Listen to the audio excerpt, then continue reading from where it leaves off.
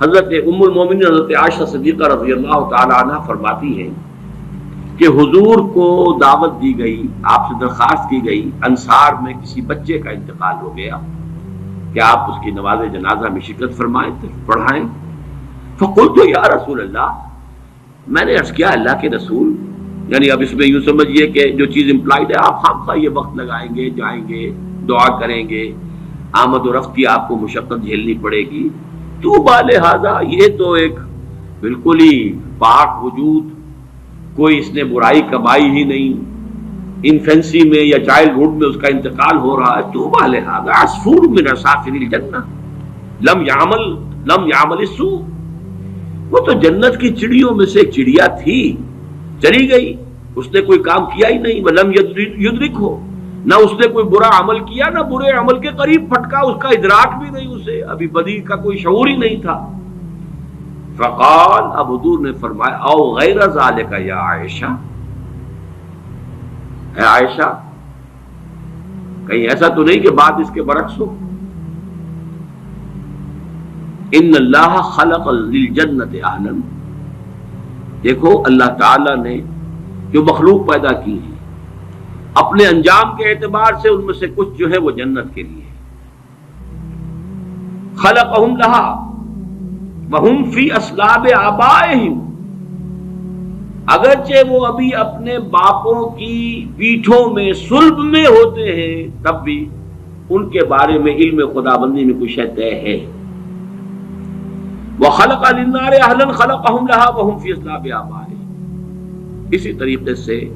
چاہے ابھی کچھ لوگ اپنے والدین، اپنے آبا دادا کی ابھی پشت کے اندر ہی ہے، ابھی وہ باپ تک بھی منتقل نہیں ہوا ہے، لیکن یہ کہ اللہ کے علم ہے، ہم نہیں کہہ سکتے کہ کس کا کیا انجام ہونا ہے، یہ ہمارے علم کی بات نہیں ہے، یہ اللہ تعالیٰ کے حوالے، علم خداوندی میں۔ ہمارا کام شریعت کا کیا ہے؟ مسلمان کا جنازہ ہے، جاؤ پڑھو، چاہے بچہ ہو، مشرک کا بچہ ہے اس کا آپ جنازہ نہیں پڑھ سکتے، بس بات ختم ہو گئی۔ ہمارے لیے شریعت ہے، اور وہ ہے اس ظاہر کے اعتبار سے، حقیقت میں کس کا کیا انجام ہونے والا ہے وہ اللہ بہتر جانتا ہے۔ وعن علی رضی اللہ عنہ قال قال رسول اللہ صلی اللہ علیہ وسلم ما منکم من احد الا وقد کتب مقعده من النار ومقعده من الجنہ، قالوا یا رسول اللہ افلا نتکل علی کتابنا وندع العمل، حضرت علی سے اب یہ بڑی حکیمانہ یعنی حدیث ہے، حضرت علی سے مروی ہے رضی اللہ تعالی عنہ کہ حضور نے ارشاد فرمایا، ما منکم من احد، تم میں سے کوئی شخص ایسا نہیں ہے، کوئی شخص نہیں ہے مگر یہ کہ لکھا جا چکا ہے اس کا ٹھکانہ یا جنت میں یا دوزخ میں، یعنی اللہ کے علم میں تھے، اللہ کے علم میں معلوم ہے، محنت کرو گے، کوشش کرو گے، لیکن یہ کہ جو انجام ہے وہ اللہ کے علم میں ہے، کتاب میں، من قبل ان نبرہا، وہ تو اس علم میں الہی کی جو کتاب ہے، ام الکتاب، اس کتاب کے اندر سے جو بھی ہے وہ در حقیقت وہ اس کا ظہور ہوگا بالآخر۔ تو لوگوں نے کہا، قالوا یا رسول اللہ، اب یہ جو نتیجہ نکلتا ہے نوٹ کیجئے، افلا نتکل علی کتابنا وندع العمل، تو کیا پھر ہم توکل نہ کریں، بھروسہ نہ کریں اپنی کتاب پر، جو بھی لکھا ہوا ہے وہ تو ہونا ہی ہے، پھر عمل چھوڑ دیں، یہ مشقت بھاگ دوڑ یہ وہ اس کے لیے کائے کے لیے؟ قال اعملوا، نہیں، عمل کرو، محنت کرو، جدوجہد کرو، امکانی حد تک کرو، فکل میسر لما خلق له، ہر شخص تدریجاً اس کی تیسیر ہوتی چلی جائے گی، میسر، اس کو ذرا لفظ کو نوٹ کر لیجئے، اس لیے اس حدیث میں یہ ذرا ثقیل شکل میں بھی آگے آ رہا ہے 2 مرتبہ۔ یسر کہتے ہیں آسانی کو،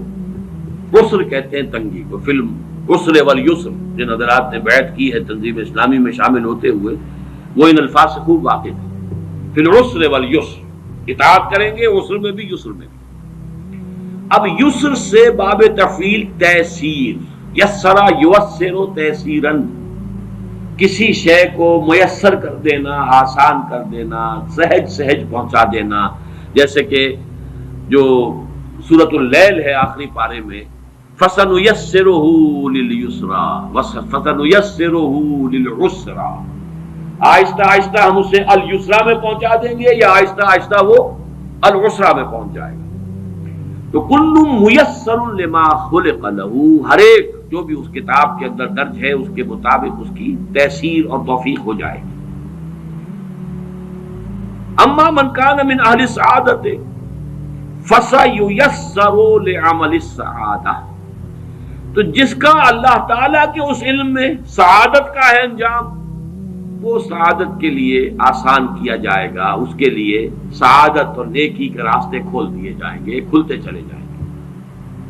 وَأَمَّا مَنْ كَانَ مِنْ أَهْلِ الشَّقَاوَةِ شَقِيٌّ وَسَعِيدٌ، یہ ہم اس حدیث میں پڑھ چکے ہیں متفق علیہ میں، یہ بھی لکھ دیا جاتا ہے. تو فرمایا فَسَيُيَسَّرُ لِعَمَلِ الشَّقَاوَةِ ثُمَّ قَرَأَ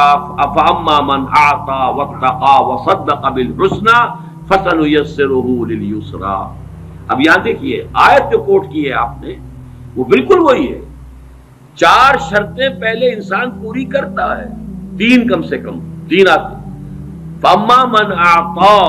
وَاتَّقَى وَصَدَّقَ بِالْحُسْنَى فَسَنُيَسِّرُهُ لِلْيُسْرَى. جو شخص اعطاء، جود، سخاوت، لوگوں کی تکلیفوں کو رفع کرنے کے لیے اپنا مال خرچ کرنا، اس کے لیے کوشاں رہتا ہے، پھر بچتا ہے، لوگوں کی دل شکنی سے بھی بچتا ہے، لوگوں کو نقصان پہنچانے سے بچتا ہے، اللہ کے احکام کو توڑنے سے بچتا ہے، اور صدق بالحسنى، اور جو بھی سچی اور اچھی بات سامنے آئے اس کی تصدیق کرتا ہے. یہ 3 شرطیں پوری کرو گے فَسَنُيَسِّرُهُ لِلْيُسْرَى، تو ہم اس کو سہج مشکلات جو ہیں اس راستے کی آسان سے آسان کر دیں گے، دروازے کھولتے چلے جائیں گے. جیسے کہ فرمایا وَالَّذِينَ جَاهَدُوا فِينَا لَنَهْدِيَنَّهُمْ سُبُلَنَا، اپنے راستے ان کے لیے کھولتے چلے جائیں گے. اور اس کے برعکس فَأَمَّا مَن بَخِلَ وَاسْتَغْنَى وَكَذَّبَ بِالْحُسْنَى فَسَنُيَسِّرُهُ لِلْعُسْرَى. تو آیات کا حوالہ دیا حضور نے اس حدیث کے اندر.